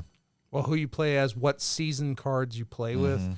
There's a good amount of one of the things that kind of runs across all three of these games is variability. It's never the same game. You could be playing different clans, like here, different. It's not really different clans in Blood Rage, but what you have in Blood Rage is that rotating carousel of different draft cards every time you're playing the game. Those are the things, like you build your asymmetry, and but you start out all the same. Also, where Ragnarok ends up happening in the game, there's of that's random. There's always this. You're never coming to the same game twice. Right. I mentioned Puerto Rico earlier. Puerto Rico is almost the same game every time, and that's why it becomes this programmable. Well, if he does X, you do Y, and then so on. These games try to future-proof that. I think Ankh fixed it for the most part because, and when we get into that with the scenarios that with the scenario book that you have with that, I think organically Rising Sun does it better as far as what you can do and not do with stuff. So, yeah, I think, again, the very big hallmark just across these games is the variability. Every time you play it, it's something different. All right, so that's Rising Sun. So now we're going to move on to Ethan. Ethan, tell us about Ankh. So Ankh is the newest of the Lang trilogy. It came out last year in 2021. I almost said 2001 for some reason. But A Space Odyssey. Time has no meaning. Yes, 2021. Ankh, it was originally kickstarted with a total of 23,386 backers and raised over $3.3 million with a goal of... I'm not going to say how much of that is mine. Yes. One of us four contributed to that Two number. of us four. Two of us four. Half of us have Do I hear contributed three to of us? No. But yes, this game primarily goes is based around the Egyptian pantheon. You're able to play one of the 5 gods: Amun, Anubis, Isis, Osiris, and Ra. In the base game, at least. Yes. I believe there's an expansion that has two additional. Well, there's They could add the Kickstarter added 2 additional gods. Sobek Sobek was one of them, and Ptah. Ptah. Okay. And then there was another expansion that added like 6 gods ish. Yeah. 6 gods are just more guardians. I thought There was a guardian box, and then there was also a god like I just legitimately straight up. own this game, and I could not tell you. Just straight up Set's god. got to be in there somewhere. That- Set's there was in there. Set. Bost. Bost was That's one. in there, yes. Jesus Christ. Yeah, you and me, but Horus. we Horus. own this game, and they are the ones presenting Thoth. us with him. Thoth. Thoth is in there, yeah. Hathor. Yep. There was a couple more. I can't remember. For some reason, all of my Egyptian mythology knowledge went out of my brain. This one in particular was the stone soup of the Lang trilogy because they just kept throwing more. They kept content putting more at and it. more Yeah, content. yeah. Like looking at the Kickstarter, all the pledge bonuses, it is a lot. Yeah. Well, I mean, their previous game made so much money. They were like, let's put a bunch of backup in stuff all on honesty, there. like they threw a shitload of stuff at Rising Stretch Sun. goals, like, yeah. Like Blood Rage had a decent amount of stuff. Rising Sun had a lot of stuff, and then Ankh had All the stuff. A All the metric stuff. ton All of the stuff. stuff. The premise of Ankh is you are trying to be the one true deity. You're trying to become the last god standing. You're trying to make sure that. If I may, this comes from actual Egyptian history where they started out polytheistic, having thousands and thousands of gods, and one pharaoh merged them all into one god, and this kind of represents that. This is kind of what happened. What if they actually came down and fought for this. So yeah, sorry, Ethan. No. You know the game, the ins and outs. Oh, more Egyptian than me. mythology. Yeah. Well, I think it also points out, like, again, that's the historical. What you're playing is the mythological. Yes. Like, this is the gods are literally fighting this out, Yeah. as opposed to an edict from kings. yes. And so the gods, they're summoning warriors, they're summoning monsters to fight in their stead. They're taking over monuments, obelisks, in order to increase the devotion, going at war with the other gods to claim territories. And the further you, and as Jay referenced earlier, there are certain scenarios that pop up in which could heavily favor one god over another in the combat. There also gets to the point in the game where two gods that are somewhat low in devotion, they merge together, so that way they have they get the underdog treatment. They get a fighting chance in order to. Yeah, they then merge together and they share powers, and then they each take one action as opposed to normal two actions. But if you're right next to each other, you're basically taking like two. It's a lot with that. So yeah. The god with the most devotion wins the game, of course. This is a game set for 2 to 5 players in the base game, and playtime is about 90 minutes. Again, I'll say that's a bit of a lie. Even with people who know what they're doing, I would put that around 2 hours to 2 hours 30. Yes. Yeah. I would with a 2-player game, it would probably be. Now, would you say that game scales better with more, I would assume? I have actually heard that it is a phenomenal 2-player game. Really? It is. It becomes a chess Like the game. people who actually don't who I watch with board games and stuff on YouTube. They actually don't like it at higher players counts, but like just as a 2-player game, they're like, this is just so good. And I do one day want to play this a lot, a few times as a 2-player game. Did Shut Up and Sit Down do a review on this one? I don't think they've done a direct view. There was I think there was a Four Squares review. Yeah, the by Dice Tower. Dice Tower. That's a very good review. I highly recommend. If you want to dig more into this, look in the Dice Tower reviews for all 3 of these games. They come out with both a passion and a knowledge about board games. I think is second to none. Tom Vassel's just on it most of the time. Tom, Z, I think Garcia, Mike Delisio. Mike Delisio, and I can't remember who one the of fourth them. guy who I One can of them never left. guy that, that's Sam Healy. Sam was there for Rising Sun and for Ankh, and then the Four Squares were there for Blood Rage. He wasn't there for Blood Rage. Excuse me. No, Blood Rage and Rising Sun, and they have a couple of more newer people, and I can't remember which one of them was on there because they have like several newer people who haven't been there for very long. But that particular Four Squares review, because they do go into that, they go into the 2-player game and how that is a very good game. They also talk, and I will say this, that merging of the 2 people in last place, when the 2 gods merge into one god. You either love that mechanic or you hate that mechanic, and there's no in between. Like there's zero in between on that. Yeah, that was the big when this came out and people actually started getting really and truly, this was a game that when they were released, like the Kickstarter and the rules and everything, people were already like they had problems with it, and and this and that and the other. That there were a lot of people like griping about the game without even having played it, and then after playing it. Like still that merging mechanic was the big thing that was the contentious, mechanic. I think of the 3 games, this one had the most dollar backer whiners. Like the ones that's like, I'm going to back this for $1 just so I can get on the message board and just complain about it constantly. Oh Lord! Like again, that's it's a very weird thing because that's a unique catch-up mechanic. I can't think of any other games where, hey, you 2 players in last place, you're now 1 player. Take that power and run with it. See if you can catch up to the bad boys. And also, obviously, just in case this is floating anybody's brain, in the 2-player game, there is no merge. Yeah, there is no merge. Oh, that makes sense. There is no merge. I could just imagine, hey, other guy, you want? And there's also like, Yeah. Oh, we win. there's also like one scenario where there is no merge, regardless of the number of players. This is a game where like everything is scenario based. There's just a list of scenarios. You pick a scenario and you set up the game in this very specific way. You maybe add some rules, you maybe don't. But yeah, there's a lot of, and this is also the most deterministic of the games. There's no, like I think as these games went on, there became less and less random information and unknown information. Like when you fight somebody, you each have all this hand of cards, and you play down a card, and it's all the same cards. You play down a card, and once you reveal it, that card stays down until you play one specific card that lets you pick all your cards back up. Yep. So you know exactly if you know, you can look at your cards and look and see. Okay, I know what they have on their hand because I can see what their cards are out here.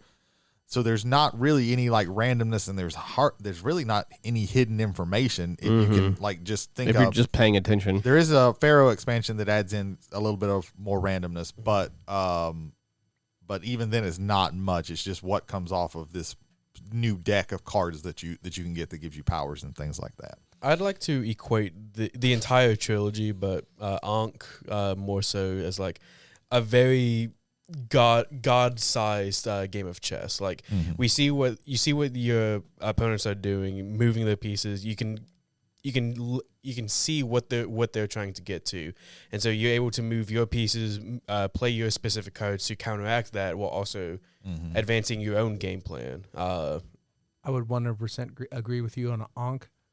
I 100% disagree with you on Blood Rage. Never play Blood Rage 2-player. One person's going to get out ahead and will never be caught by the other person. They just won't. But at the same time, you're still seeing them place their units in certain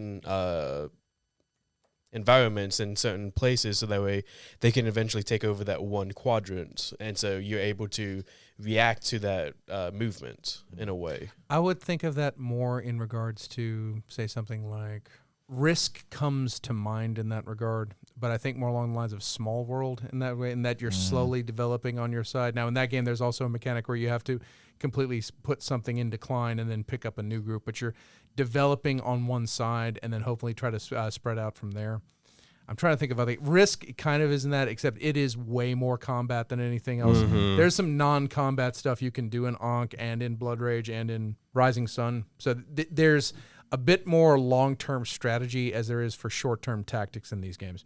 So yeah, that I can definitely agree with you on. Yeah. But never play Blood Rage 2-player, even though they said it's 2. And you can't play Rising Sun with anything less than 3 people. It has to be 3. It has to be 3 people. Yeah. And yeah, like I said, I have not been able to confirm it, but I've heard very, very, very. In fact, one of the guys from the Dice Tower, Z Garcia, I believe Ankh is in his top 100 board games of all time, and he said it's just as the 2-player. That's how much I like that particular 2-player game.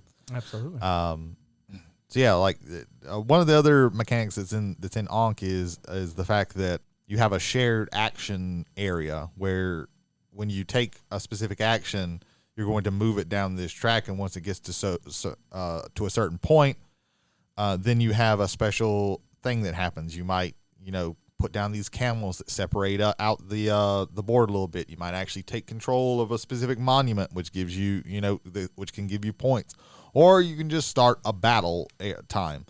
This is a game where positioning is a really big thing because there's not all, you don't know exactly when a battle is going to happen. You can kind of predict it, but you can't, know 100%. So I think that's another thing that lends it to kind of this chess thing. You can kind of see, okay, if I, take this action, then if they take this action next time, they're definitely going to trigger it, or maybe I can force them. They don't want to trigger it. They want to wait, and I make them take an action that they necessarily don't want to take. So there's a lot of like, oh, I can do this, and maybe they'll do it. So there's a lot of like give and take with that. And this also adds in with a lot of the asymmetry. All your gods have wildly different powers, and it change. I think there's a little bit less asymmetry than Rising Sun, but you still have these very strong powers like Anubis. Anytime a warrior is killed, he can just take that. He can take one of those warriors and just put it on his board, and now he's stronger. And you have to pay the Anubis player to get the thing back. That's great. Yeah, you have 2 people who might even be. Let's fight, and Anubis is like, yes, fight. And then they go, wait a minute. And so now there's this stalling that they have to maybe, like, do we want to make a new? And then Anubis is, okay, well, if you aren't going to make me powerful, I'm just going to focus more on this stuff right here. Yeah. It's the cosmic encounter way of balancing board games, and that make everything broken, and that way the board state and the players have to be the ones to balance it. How well do these, especially Ankh and Rising Sun, how well does theme tie in with mechanics? Like, does the theme really make sense with the mechanics or the overarching theme? I think with Ankh, most of the mechanics are very strong. Like, some people would say in Ankh, the theme to the mechanics is actually a detriment because they don't like that merge mechanic. And there are some issues that I can see with people having, because like the some of the things, like one person's their stuff gets wiped off the board, and then whoever's it's the last two people, whoever's the second to last, they all the points that they have so far that moves down. So there's some things that can be very annoying with that. But like I said, some people would almost say to the detriment of the game, it is thematic. It is thematic to a fault almost. The thematic tie is more so with Ankh because you're actually dealing, like, there was never a Dragonfly clan. There was never a Lotus clan. Like you have, like you don't have the actual clans of feudal Japan. You you have the proper pantheon of Egypt here, and what they represented is, I think, very well. And with the powers of each of the gods, like they fit with, like Osiris. When his guys die, he can make a portal to the underworld, which people can't move onto, but his guys can move onto, and he can summon them from there. And Sobek starts flooding the board. Yeah, Sobek literally puts out water tiles. Set, if you have any figures that aren't gods next to him, they're considered his figures. That sounds about right. So he can come in and make people betray. Thoth is about wagering followers, which are money, to guess to see if you have the right to guess your card, and if he guesses right, then by the end of the war phase, he's gonna get points for that. I literally heard that as thoughts are all about turning their followers into money. It's like, oh, he's into OnlyFans. I mean, you're not wrong. Oh my God, Thoth is the original OnlyFans. Actually, Thoth is Hermes, but that's another discussion. Oh God, no, we can't. My kidneys can't take it. I have too much pickle juice in them right now. And this Thoth is not the ibis-headed version of Thoth. This is the baboon-headed version of Thoth. People were mad. I bet they were. Yeah. How dare you put my non-Greek influenced Thoth in this game? But like the gods really like fit pretty closely with their abilities. Like Ra, he's the sun god, so he like makes the warrior, what do they call them, like enlightened or something like that, and they can get you more points if they win and stuff like that. So when this game came out on Kickstarter, I was getting it because I didn't get Rising Sun on Kickstarter. Yeah. In part, again, what held me back was the fact it wasn't a feudal historical. It was mythological. But then I played it and I really loved it so much so that through eBay I got everything that I should have gotten in the Kickstarter. Right. That's how much that game hooked me. So it's like I wanted to get this one because of the three, also the miniatures in this one are the best. Yes. From not just from a quality of the production, the actual material side of things, but also just the artwork. The sculptors here, I don't know who sculpted that, but sir or ma'am or whatever gender above, below, beyond, or between you are, thank you for what you did with the sculpts on this thing, because this entire thing was gorgeous. The gods are huge. Like they're nice. Some of them are like really like several inches tall. I wonder if Cthulhu Wars, the existence of Cthulhu Wars, may have pushed that issue. Yeah, and I think some of it is cynical from Simon's, where big, gigantic, really intricate miniatures sell like gangbusters on Kickstarter. Cthulhu Wars is the Sandy Peterson game about basically being in charge of cults of Cthulhu and laying waste to the earth. And the models in that are uniquely grotesque, and I mean that is the highest compliment I possibly can. Yeah, they are also huge. Yeah. Most people, if they talk about overproduced board games, they talk about Cthulhu Wars because it has humongous miniatures, which raise the price significantly. And that's another game that balances the game by making everybody broken, and the balance comes from the players themselves. Yeah. So we've had Vikings. We've had. Go ahead, Ethan. Fun fact: there are 8 sculptors behind Ankh. Do you have the names? Yes. Ladies and again, to you ladies and gentlemen who did this, we read your names now in reverence and great respect. And I apologize for any mispronunciations. We'll flog him accordingly. Yes. One for each. I present to you David Camarasa, Yannick Hinibo, Michael Jenkins, Aragorn Marks, Thierry Mason, Patrick Mason, Remy Tremblay, and Jose Roig. I heard Aragon in there. Yeah. Aragorn. Yeah. They're probably still a little. So what I was about to say is, so we've had so far in themes of these 3 games, we've had Vikings, we have mystical feudal Japan, and we have Egyptian mythology. So what do you think the next theme's going to be? Is he going to go, okay, Greek time? He's left. Come on. So if there is a 4th game in the works, I don't think it's been put out there as far as knowledge goes. So I don't know if there is a 4th one. That being said, I would prefer the Roman pantheon, which, yes, is the Greek pantheon, but I would rather it taken from a Roman bent. Gotcha. Because I think there's enough done in the Greek pantheon. Let's see how the Romans looked at it. That's my opinion on that one. Yeah, that would be interesting. I like that idea. I will throw a curveball in this, and I kind of want to see something to do with African deities. I was kind of thinking that too. That would be interesting. different. That would be absolutely different. That would be interesting. Also, I mean, you Chinese. I mean, there's a lot of stuff you can do with the Chinese. Yeah. They Rising Sun has a Rising Sun has the Sun and Moon Clan expansion, Gotcha. which are basically invaders the from the expansion. west. Invaders from afar or something Yeah. like Gotcha. that. Gotcha. They're unique and they're cool, and again, they're broken in the way that everyone's got to cut. Like if someone gets more powerful, everyone else has got to kind of counteract it. That being said, like a full-on like representation of a Chinese pantheon by itself, I'd be down for. That would be cool. That would be cool. Yep. I'm trying to think of what are some. Buddha versus Lao Tzu. Because they actually, because everything that I'm thinking of, like Celtic, there's a game that does that. I mean, you have Vikings, so that's kind of maybe. But and then like Mesoamerica would be cool, but there's literally a game called Meso that does. I don't know. I would like to see Eric Lang's take on like the Mayan and the Incan.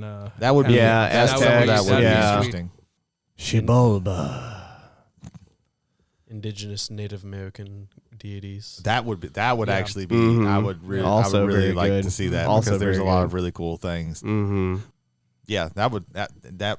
I would argue, Ethan, that would be the one that I would like to see.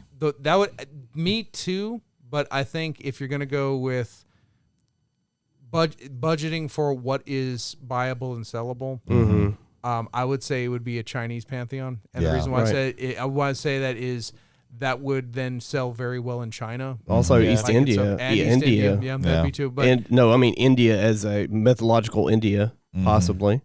Yes, but I don't think China would want the Indian peanut butter in their Chinese chocolate.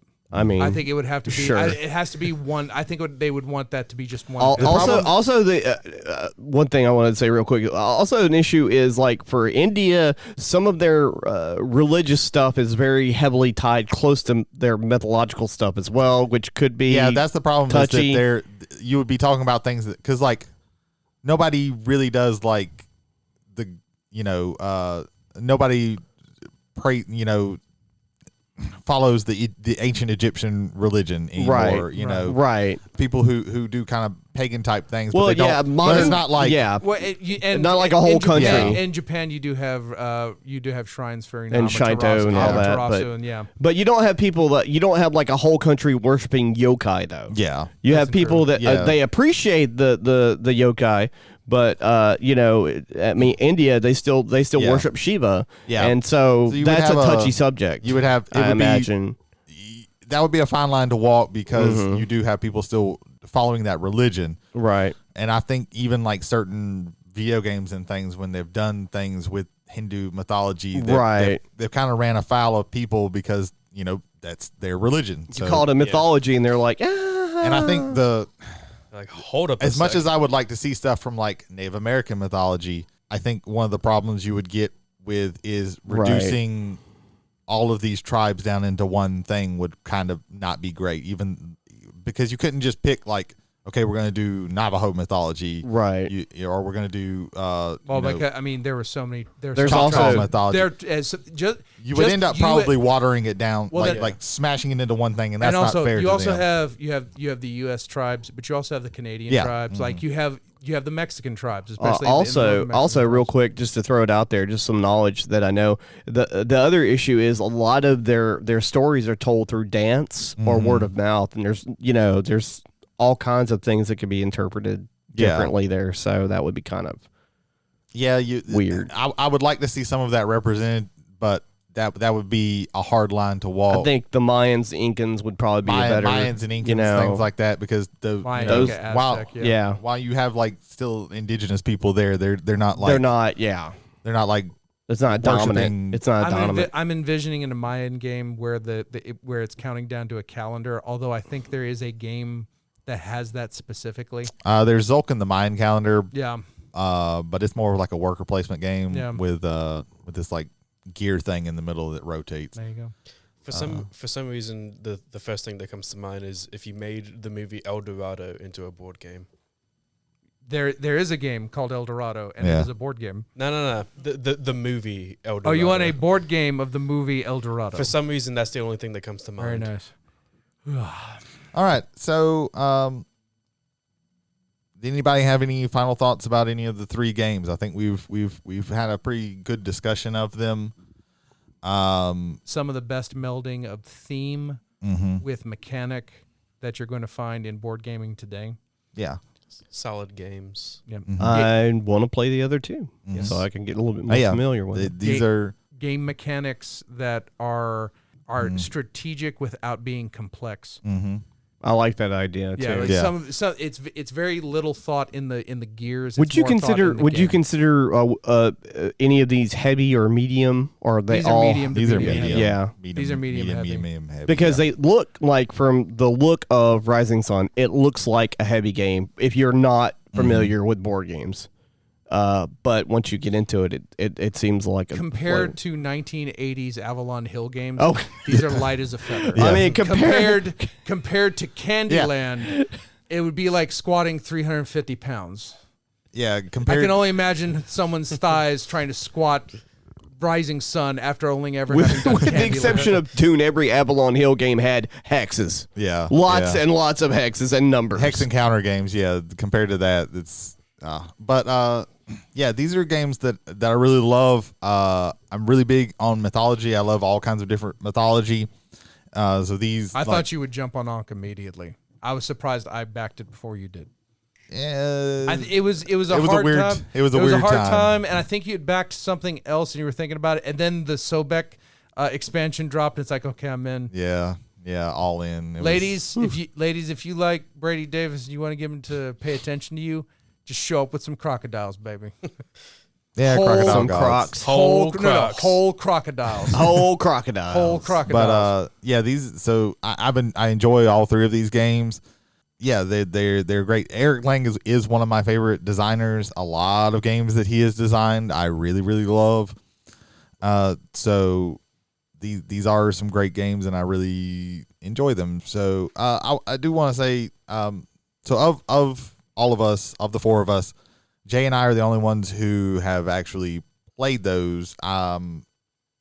Probably with more plays, I think Ankh might end up being my favorite, but I just haven't played it as much as Rising Sun. I know that Rising Sun is my favorite. You said that Blood Rage was your least favorite. What would you say is Rising Ankh, Blood Rage, and that Rising Sun, Ankh, and Blood Rage would be the order. Yeah. None of them are bad games. No. The theming for and that, again, that's a personal preference. The theming for Blood Rage throws me off. Mm-hmm. And if I had not sat down to play Rising Sun, I would have probably kept it in my back of my head. Oh, it's just that game where I've got Godzilla instead of Noda Obunaga. But it's Rising Sun's fantastic. All three of these games are great. Rising Sun's is just fantastic. Yeah, if you like games with mythology in them, if you like dudes on a map game, area control games, definitely check these games out. And with that is us pulling into the station. So who wants to tell us about our friends and everything like that? Fearology. Fearology is a podcast hosted by our one and only Jody Kight. Actually, I think J.L. Kight. Yeah, J.L. Kight. A person who looks conspicuously like, yet is not Jody Kight. I believe it's just him with a trench coat over his head. That's Oh, just yeah, it. 100%. He goes into a And deep cobwebs. He goes into a Cobwebs. deep dive. Many cobwebs. He goes into a deep dive on horror movies of various genres. His most recent episode, us three, including J.L. I wasn't Kight. there, man. Yeah. I was like researching for something else. Yeah, you missed a for this crazy show. podcast. Yeah, for this show. You missed a crazy show. Yeah. We discussed Japanese and Korean horror, so give that a check out on Anchor and Spotify. Again, that is Fearology. Mm-hmm. Ladies and gentlemen, do you like whiskey? Do you like wrestling? This seems to be the beginning that we always have for this particular podcast. Well, if you like both of those things, try the Whiskey and Wrestling podcast. Usually every time that they have this podcast, they're going to talk about some whiskey or some tequila if it has anything to do with The Rock. And then they're going to talk about what happened in this week's wrestling. Good news, guys. They might not have too much to complain about this last episode of AEW Dynamite because it wasn't as bad as it has been. That is Counterpoint. No more headshots and chairs. that was No more true. unprotected headshots and chairs. that was horrible. So was the slide down the chain link fence. Yeah, but he'll be okay. Yeah, his face maybe not. Tony Storm. This sounds so sexist, but I apologize. But Tony Storm's ass is the Samson's hair of wrestling. It does. Yeah. When it's there, she is all powerful. God damn it. Yeah, you're probably right. Blessed by God. Yeah. When it is no longer there. Yes, join our friends Jason Holder and Michael Hill as they talk about wrestling. They're on Apple, Google, Spotify. I believe they're also on Stitcher. They're on IRC. They're on IRC. They're on MySpace. That's internet relay chat for anybody who they've got a BBS. bulletin board system. They're on CompuServe. They're on AIM Messenger. MSN Messenger. AOL. Yahoo. With your 500 free hours of AOL this month, go check out Whiskey and Wrestling. Yeah, when you get that disc in the mail, pop it in and then go listen to Whiskey and Wrestling. When you buy your box of rice checks and the CD is in there. When you rent a video from Blockbuster. Somebody tell us about silencer cell phones so we can get the hell out of here. Okay, I'll start it off with them. Jared Hubbard and Kevin Shelton. Hey! All right, one of you two pick it up. Ethan's the only one young enough to have a good enough memory to remember everybody's names. I remember Blake Shelton and Miranda Cosgrove. Yes. I'm going to call Jared iCarly when he shows up next time. They're gonna like start shit talking. They're gonna start like shit talking our they'll podcast shit talk. because Jared Kevin, shit talk me. Don't the guys have put in their work. What's your name? The board says shit boy. That's Shit my boy. name. Okay. Shit boy. Shit boy. Learn well, your would name. you look at that? It does. Shit boy learned your names. Don't take anything out on him. Take shit out on Jody for shooting Legend of Zelda last week. You said it before I did. I've already taken a shot. Go ahead. Yeah, Brady likes Mountain Dew Melon Rush or whatever the fuck it is. So Like is a strong word. But yeah, no, you throw it all on me. I'll be the scapegoat. Throw it And all while you're on throwing me. it all on Jay, listen to Silence Your Cell Phone where they talk about movies and TV shows. They talk about TV Yes, shows. yes. They Yes, talk they about do. TV shows, and they Mainstream. have some stuff on YouTube. They do have stuff on YouTube. Where it has been going up on Wednesdays, but I think it might be going up on different days now. Live shows whenever they want. Whenever they want. Chat with the boys. Because they're goddamn adults. Yes. So They yeah, can do whatever if you they like want. If you like listening to stuff about movies and TV shows, listen to Silence Your Cell Phone anywhere where you can get your podcasts. And while you're at it, if you're in Gaucher and you want to get a board game or some cards, Greg Spanier, who shot out of the balls of his father 51 years ago and landed in his mother's womb. 51 years after that event, he created Macnard Gaming in Gaucher, Mississippi. Buy Star Wars Legion if there's any left, because we might buy it all. Buy Magic cards. Purchase Yu-Gi-Oh! They do have some Yu-Gi-Oh in there. I did see that. Oh. Play a D&D. How about a Smash Brothers? They've got Smash Brothers My Hero tournaments Academia, the card game. every Thursday Yes. night.